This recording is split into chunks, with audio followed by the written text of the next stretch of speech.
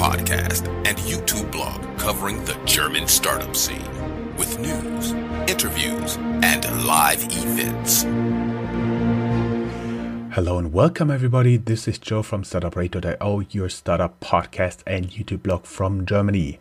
I'm bringing you today another interview in our series with investors. This time I have the pleasure to welcome the Business Angel of the Year 2020, Nikolaus D. Hey, how you doing? Hi, Joe. Hi, everyone. I'm fine, thanks. We may tell our audience before that there are many awards for business angels, but yours is from the German Business Angel Association called BAND, if I'm not mistaken. Yeah, that's correct. And the specialty here is that it's not a jury granting this award. Well, in the end, yes, but in order to be nominated, you have to be nominated by one of your startups. Oh, so it's actually an investors award where the startups have to recommend the investor.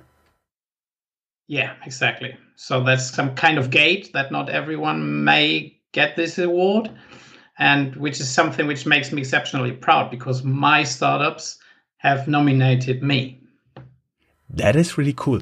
But before we get into your business angel investing and investing philosophy, let us first talk a little bit about what you did before. I've seen you had several stops along your professional path. Can you take us like a little bit on the journey to the stage what led you to starting up your own company? Because my understanding is you started a company, you sold it to IBM, and from those proceedings you became a professional investor. But first, let us take it step by step, okay? Yeah. So basically, I studied computer science in Aachen, and then because of my diploma thesis, I went to Frankfurt and into the banking industry, and I was focusing on payments in general and on fraud in payments. And one day, that was in 2006, 2007, they opened the chance to open or to found my own company together with a partner, which we did. And the business was about preventing fraud in credit card transactions or online banking and so on. Although I said that I studied computer science, I have never worked as a typical programmer or software developer. I was always at the customer-facing side, so selling a product, marketing a product, project or product management. And so this was almost happening as it should have, that I said, okay, now let's build the own business, which we did. And then this went quite well. And then in 2015, there was like a strategic discussion internally. Do we grow further on our own because we were addressing a global market, or do we need external funding to accelerate growth even more? And then almost out of the blue, there suddenly was IBM, which was interested in acquiring the business, which they then eventually did. And I myself thought, well, I've just gone 40 years and I'm still rather young. I can start doing other things, so I don't need to stay in the business, which happily I could, because all the other key persons in the company stayed with IBM. So I was allowed to leave the company. And then it happened. Some months later, I converted myself into an angel investor. I would be at first, because this is a podcast where I guess like 90% more or less of the audience touches entrepreneurship. Can you tell us a little bit about what your company was all about? Because my understanding is that fraud prevention in credit card payments is still desperately needed, and there is still today a small level, but still fraud going on. So, I mean, a very basic example is you have you have a credit card and there's one payment at a gas station at 9 a.m. in Frankfurt, and 3 hours later, there's an ATM withdrawal in New York with the same card. And we as human beings, we know that this is not possible because you cannot travel as fast. However, from a technical perspective, the card was valid, the PIN has been entered correctly, there's enough money on the account. So from a technical perspective, both transactions are completely valid. And normally the second transaction, the withdrawal in New York, would be granted or authorized. This is the technical term for that. And so we in our business, we had a real-time transaction analysis engine, which was looking for such special kinds of behavior. In fact, what we've been doing is one of the first commercially successful applications of artificial intelligence. That artificial intelligence and fintech is always very interesting. I can see why IBM got interested in this. Sorry, but I interrupted you. Go ahead. No, that's fine. So, this simple example is explaining very lucidly how it works. You have technically everything is correct and looks fine, but still, we as human beings immediately know this is not possible. Was sitting there in the payments stream and looking for kind of abnormal behavior or deviations from normal standard behavior, and of course it gets much more complex than just this single easy example. I see. And then you decided, okay, now I have sold a company. I made some money. And was it already when you decided to kind of go your own way after selling the company? Was it already that you set your heart on becoming a business angel, or did your first investment happen by accident? Yeah, it didn't really happen by accident. It was a reasonable decision in itself, but it happened by chance, let's say. Actually, I was on a wedding of a friend of mine, and I literally got drunk with someone else. We were standing at the bar and having a good chat, and a few weeks later he told me of this company, which was very interesting and looking for funding, and he really got me excited. So this was then my first investment, which is Democrats from Dubai. They do micro insurance for the third world. So for like low sum insurances, which are in a third world country a big deal, but not like here in Germany, where the premium would be so low that no insurance is interested in that. So I invested in this company, and but then at the same time I thought, oh look, this is high risk business, and if you just do one investment, you can almost be sure that you will lose your money. So I need to invest into more startups and take it serious. This is not spending money for fun. This is serious business. I want to have a return on investment. So I need to spread my risk. And this is how it started. Then I started to look at generating my own deal flow and so on. So there. Now at the moment it's 11 startups, and I'm looking to grow further, because I know in the end 8 out of 10 startups unfortunately will not make it. But with 11 startups, you do have the opportunity, 11 current investments, to really have a valid business in your portfolio. And I really think that it's a very good idea to diversify your risk also as a business angel.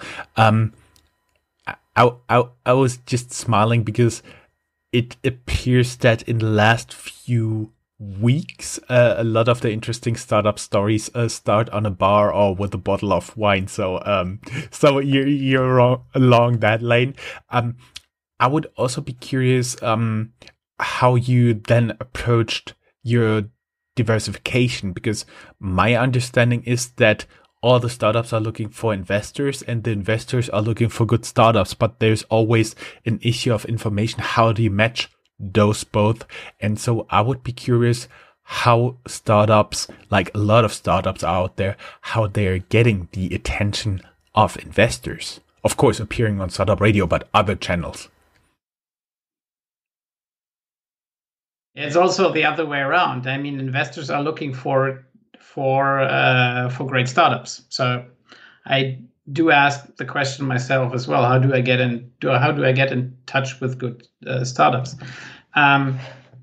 What I've learned is in the past few years that from a startup perspective, I mean, if you do your initial pitch deck right, as boring as it sounds, this is an important first step, because really I do see so many pitch decks a day, and it really comes down to the first impression you make. And it's like scanning the pitch deck and you have just 3, 4, 5 minutes until you say, okay, I want to learn more, or I put it into the bin. And then there's what I like very much is the suggested pitch deck approach by Sequoia Capital, because that's really boiling it down to the key question an investor has. And so do craft those 10, 12 pages correctly, and then you're getting very far in providing angel investors a first good set of information to answer their immediate questions. Of course, we will have them linked down here in the show notes. I was just missing one little piece, because we entered at the point where you are getting the pitch decks. I was curious how you first get the contact of getting the pitch decks, how you find the startups. Is it just your network? I think it's based on 2 pillars. First one really is the network. And I know for a startup, it's difficult to get into a network. But the second pillar here is like the business angel associations, like the business angels here in Frankfurt, Rhein-Main. You can just drop your pitch deck there or fill out a questionnaire, and then you're in the deal flow and will be considered. The info is sent to we call it screening committee, and there's some angels looking at it, screening at it, and if you pass through, you're being asked to join a matching event, which happens every month, and this is like 800 to 1,000 startups are filing their pitch deck a year, and I would say every month we have like 6 of them presenting in person. Well, at the moment it's virtual through video conferencing, and maybe next year it will be in person again. So this is, for me, an important source of deal flow as well, because we have the pre-screening there, which helps a lot, and this always is then also about co-investing together with other angels, which is necessary, or from my perspective, wise to do. So I would recommend to look out for those angel syndicates which are asking for your pitch deck. And then, I mean, of course, the third option is like contacting someone on LinkedIn. I personally do read those. What I fully ignore is like connection requests which don't even put in some notice why someone is trying to connect. But if someone sends me a reasonable note why he's contacting me, I will read it. So I think these are the 3 sources of deal flow. Yeah, network, angel, syndicate, and then the social network. Okay, I see. And now you have the pitch deck in front of you. You're just skimming through it. What are the points you are looking for that the founders or the founder thought about upfront?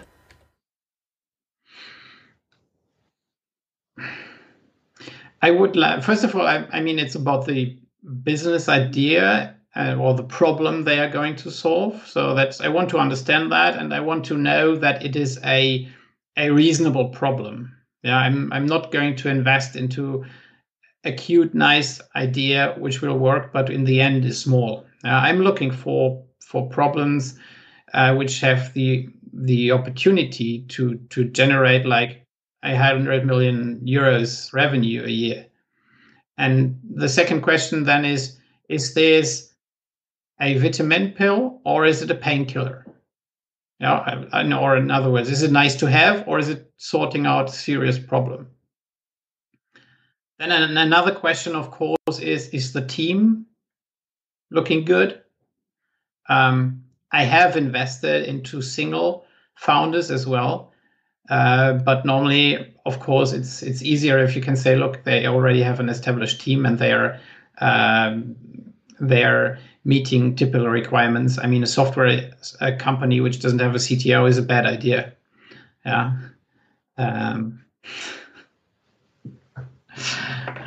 So I think these probably are the my personal three major points. So what about the team? Is it sorting out a serious problem, and is the addressable market big enough? I see.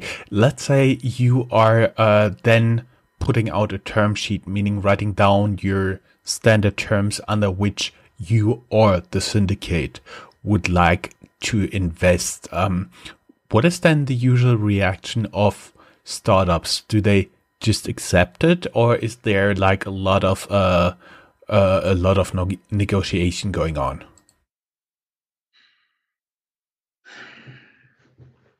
I think there's still a lot of discussion afterwards.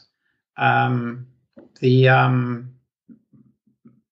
course, pricing or valuation is one big issue where you can be miles away or never get on terms.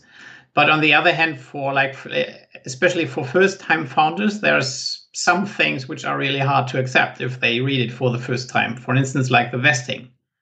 Oh, I'm getting ill, and I have to give back or a big majority of shares. This is hard to accept, and you have to explain them what the rationale for this. So there's lots of discussions around this.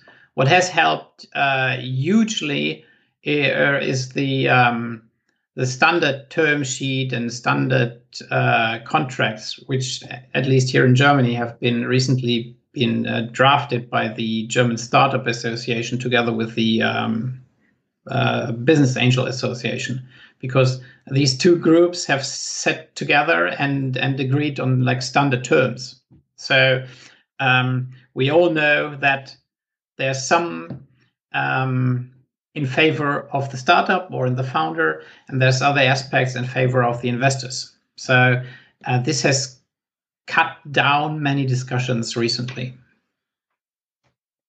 Of course, we will also link them down here in the show notes, but they are in German only. Let's say, okay, we now get a step further. Okay. Yeah, no, I can correct you. They are both in German and English.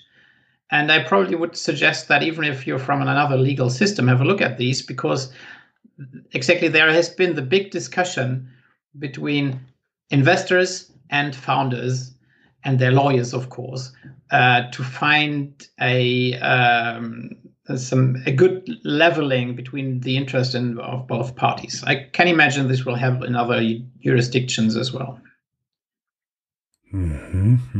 I see. I was mistaken and corrected. Thank you. Now that you guys agreed on funding, what is, because there are like several types of business angels, one that always want to be the backseat driver, one that is completely ignoring the startup and ask once a year, hey guys, how are you doing? Are you somewhere in between those extremes? I do consider myself as a rather active business angel. So I'm trying to keep in touch with the founders on a regular basis to be there when they need me. Like if they want to discuss a certain issue of their business, to challenge them. So chances are high you will see more of me than other angel investors typically. Which also means you have a limited number of startup slots for you because you're getting involved. What I understand is that a lot of startups are having something like a WhatsApp, a Telegram group where they regularly send out some type of update, some type of what's going on. Do you also have that? Now, WhatsApp and Telegram, personally, I have not seen as a communications channel, but yes, we have Slack or plain old email or shared docs. Yeah. But I mean, it's always a question also of in which phase a startup is or how experienced the founders are. I mean, some I don't see for like 2 months. We only have quarterly meetings, but others, if there's something going on which or where I can help, then it may need I'm in touch with them several times a week. I mean, particularly when it comes to financing rounds, then there's always lots of involvement of the existing investors, or like typical situations would be when the company grows and approaches the next level, and the founders notice maybe we need to more work on our organization, or we need some help in staying focused. Yeah, or how do I structure my HR, or how do I structure my development strategy and stuff like that. And that can mean that I go and work with the startup for a number of days. But generally, I'm not an operational person. I'm the coach here, and I'm asking questions from the startup founders. I'm giving advice, but I'm not then executing. That's for them. Yes, I've noticed that there is like a lot of questions that pop up on a very predictable path for startup founders, especially when the startup is growing, and at one point they can run it like a shoebox, in a shoebox mentality, money in, money out. But at one point, when you start to have like 2 digits of employees, like 10, 12, 25, you cannot keep track of what everything is doing. And you need to really take the step and break stuff down and divide it between people, which I personally found pretty hard to do a very first time. Do you also see that? Yeah. I mean, we have to differentiate between first-time founders and people who have been running a company previously. I mean, and this dominantly applies to the first-time founders. They are getting into situations where they have never been before, and the problem can be that they even don't know that they are in a difficult situations. So that now you've grown to a certain level that you immediately need to implement some processes. I just had that recently, like first-time founder growing above 10 employees or 10 employees in the development department, and then they notice, oh, there's chaos coming up, or it's not working as smooth as it should. So, and there, I always want to be proactive, like challenging my founders. What could be a problem now? Because I know when they reach a certain size, these are typical problems. So I'm challenging them, asking, "Hey, do you have a problem here?" But I'm also trying to establish a relationship with them where they automatically come and talk to me about potential issues and room for optimization. so that I can give back some of my previous experience.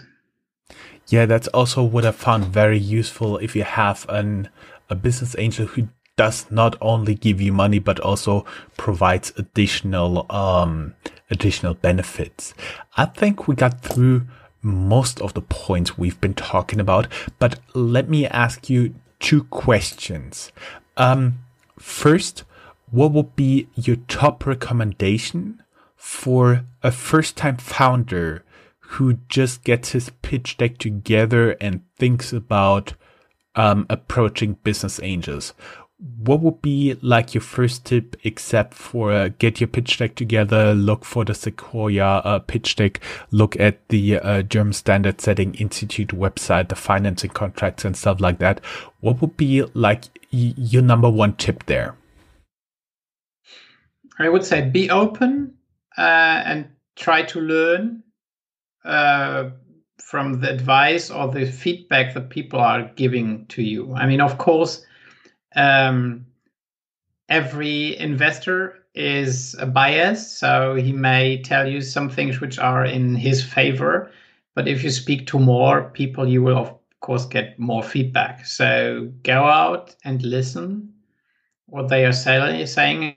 And even if you make errors or not optimally in the first instance, you will surely have a second chance with the next interested investor, and then you can do better. Yes, Don't try to pose that you're the best and most knowledgeable person. It's just natural that you don't have as much as experience as someone who has twice the age, for instance, as of you. Yes, that pretty much goes down the alley. We've been talking about, for example, Christopher Oster, founder and CEO of Clark, that we talked to recently. He said they talked to something like 300 investors in total since they started raising venture capital. They're right now in Series C. And the guys from Penta I talked to, they had to talk to more than 60 investors before they found an investor. So it can quite drag on. One last question I would have for somebody who's out there, let's say for one reason or another, they have not been a successful entrepreneur, but they do have some money and are thinking about investing as a business angel. What would be your recommendation for them? I would say go to such an angel investment club and don't invest alone as a lonely wolf. So they can give you some help or advice, and you can learn from them. This is one thing. You're not alone. I personally, although I do have some quite experience now, I would never do an investment alone. I always work in a syndicate. And then the second recommendation is, as I said before, this is high risk. Chances of failure are very high. If you do that once, you need to do it 10 times on the long run.